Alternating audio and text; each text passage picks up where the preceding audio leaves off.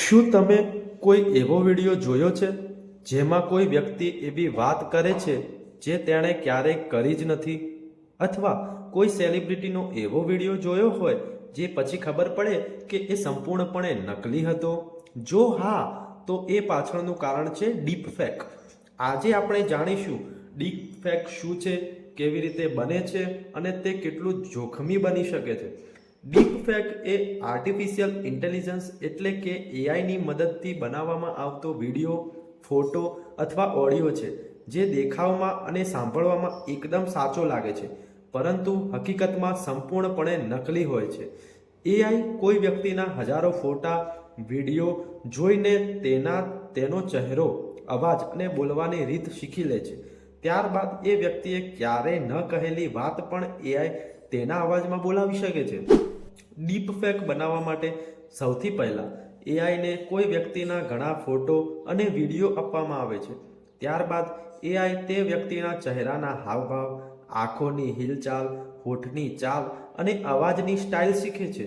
પછી માહિતીનો ઉપયોગ કરીને એઆઈ એક નવો વિડીયો તૈયાર કરે છે જેમાં એવું લાગે છે કે તે વ્યક્તિ ખરેખર બોલી રહી છે, જ્યારે હકીકતમાં તેણે એવું કંઈ કહ્યું જ હોતું નથી.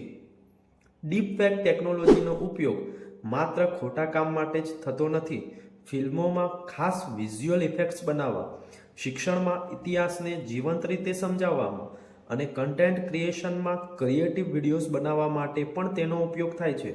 પરંતુ જ્યારે આ ટેકનોલોજીનો ખોટો ઉપયોગ થાય છે ત્યારે તે સમાજ માટે જોખમ બની શકે છે. ડીપફેકના કારણે ખોટા સમાચાર ઝડપથી ફેલાઈ શકે છે.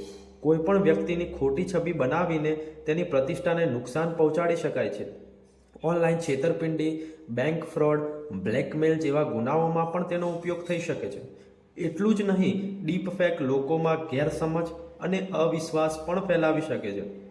હવે ડીપફેક ઓળખવા માટે વિડીયોમાં ચહેરાના હાવભાવ, આંખોની હિલચાલ અને હોઠની ચાલ પર ધ્યાન આપો. ઘણી વખત અવાજ અને હોઠ એક સરખા લાગતા નથી. પ્રકાશ અને ચહેરાની છાયા પણ અસામાન્ય લાગી શકે છે. જો કોઈ વિડીયો શંકાસ્પદ લાગે તો તેને અલગ અલગ સોર્સ પરથી ચકાસવો જોઈએ.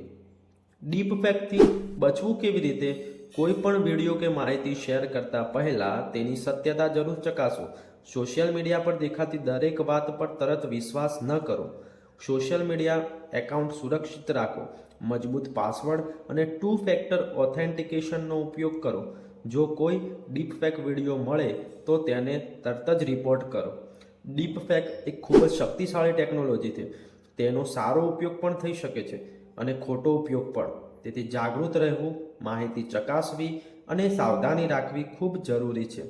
જો તમને આ વિડીયો ઉપયોગી લાગ્યો હોય તો લાઈક કરો, શેર કરો અને આવી જ સરળ માહિતી ગુજરાતીમાં સમજવા માટે સમજી ગયો ચેનલને સબસ્ક્રાઇબ કરવાનું ભૂલશો નહીં. ફરી મળીશું એક નવા રસપ્રદ વિષય સાથે. આભાર.